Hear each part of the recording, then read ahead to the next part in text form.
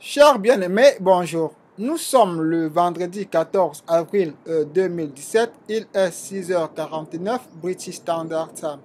L'actualité du jour, il y a quelques heures seulement, l'aviation américaine a frappé la province de Kandahar dans l'est de l'Afghanistan, larguant ainsi la plus grosse bombe non nucléaire. Le nom de cette bombe, c'est MOB, traduction anglaise, Mother of All Bombs, et la traduction en français, la mère de toutes les bombes.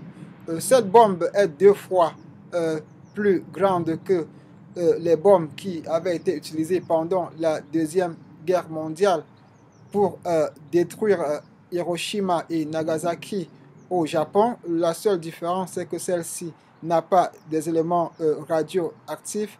Alors, cette bombe a créé un cratère géant de 300 mètres et la distance d'impact a un rayon de 1,5 km. Décidément, le président Trump est un homme d'action. Il a promis pendant sa campagne électorale qu'il allait éradiquer l'État islamique et tous les autres groupes terroristes.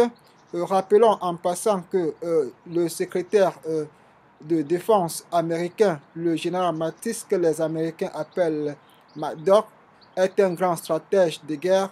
Sûrement qu'après l'Afghanistan, il va préparer quelque chose pour la Corée du Nord si Pyongyang ne se soumettait pas aux ordres des États-Unis. Pendant que Pyongyang s'apprêterait à une frappe à partir du navire Carl Vinson ou bien à partir de la mer, l'Amérique pourra surprendre Pyongyang avec une attaque aérienne ou bien une attaque de sous-marin.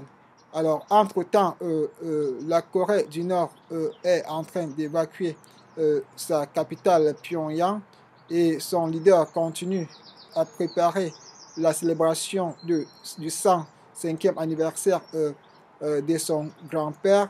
Voilà, après l'Afghanistan, sûrement que ce sera la Corée du Nord, et après la Corée du Nord, peut-être l'Iran qui aussi est menaçant avec des tests des missiles balistiques. Et n'oublions pas que l'Iran est l'ennemi numéro 1 d'Israël et de l'autre côté, le président Donald Trump est ami de l'Israël.